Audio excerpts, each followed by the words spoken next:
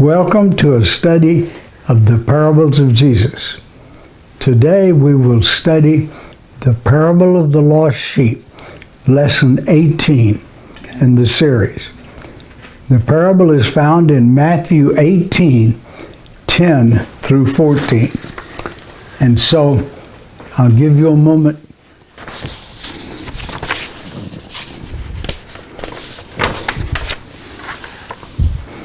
The parable of the lost sheep.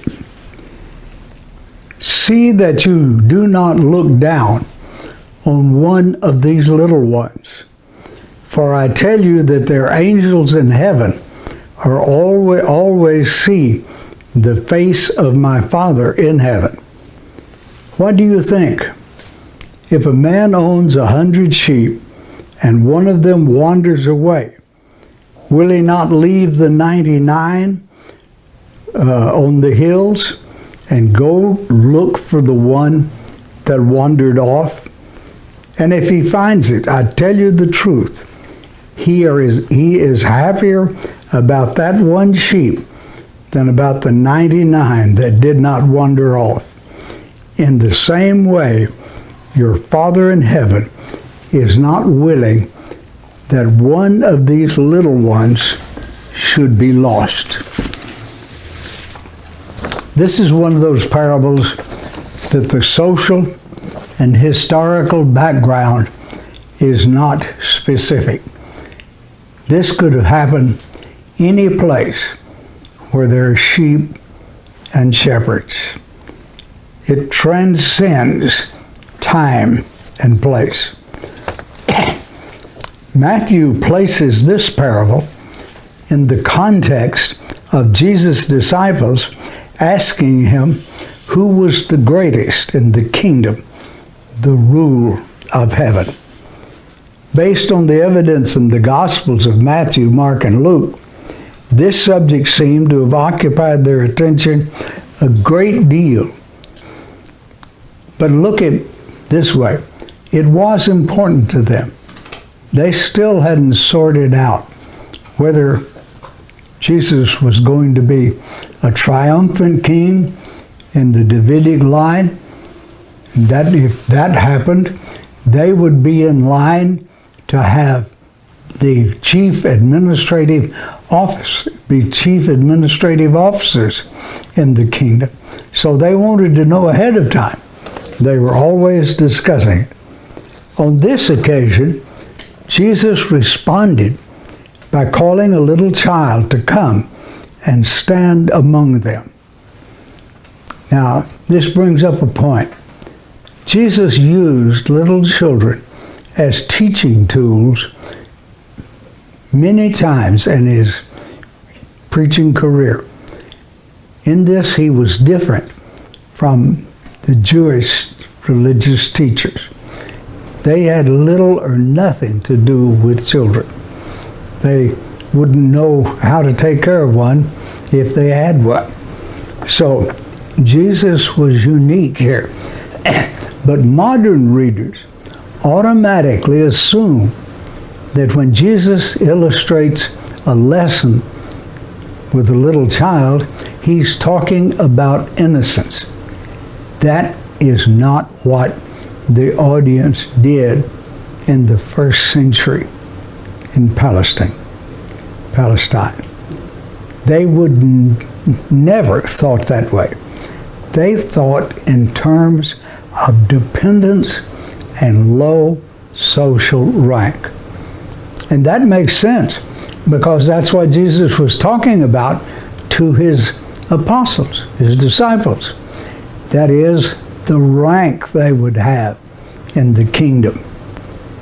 He was telling them that they must not be concerned about social rank in the kingdom and be willing to be of the lowest rank. Even they had to be the lowest rank even to enter it, because to enter the kingdom of heaven, one must confess their dependence on God. Totally, completely dependent. If you try to enter on your own terms or on your own working, you cannot enter. It's a matter of grace, a matter of the gift of God. However, the low social rank of a little child, now this is the thrust of the parable. They would immediately think that meant that social rank, God didn't even consider it. But you know, Jesus has a different thrust here in this parable. It's as if he said, yes, you have to be of the lowest social rank to be in the kingdom. But that doesn't mean God doesn't value you. This is one of the lessons that is very hard for certain kinds of modern believers. They either think too highly of themselves or they think too poorly of themselves. And this is a parable that says, don't think too poorly of yourself, because you are valuable to God, so valuable to God that He counts your value greater than His honor. That's the point here.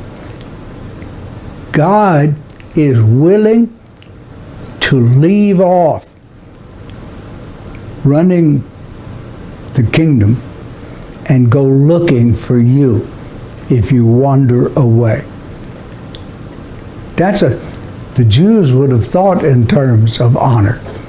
You mean God condescends to come looking for a sinner? That's just about the way they would say it in their life. And Jesus says, yes, they are so valuable that to God, that anyone who causes even one of them to sin would be better off if they had never been born. We can quickly look at this parable. What's the meaning, significance of the individual elements of the parable? The one who owns the sheep is God. The flock of sheep is the covenant people of God. The sheep becoming lost symbolizes an individual's failure to meet their covenant responsibility. And then that leaves, how do you make this parable your own? It's rather simple, people. You value yourself as God values you. You don't think of yourself as independent and as self-important, but you do think of yourself as important to God. The value of something is what somebody is willing to pay for it. I heard one time debate between people, as you often do, about what, if you was on a desert island, what would you want? And somebody said, well, you wouldn't want a ton of gold, but a ton of wheat would be a very valuable thing. My fellow believers, you are worth the life of the Son of God. Be like Paul. Boast in that, not in your intrinsic worth, but in your worth to God. Thank you.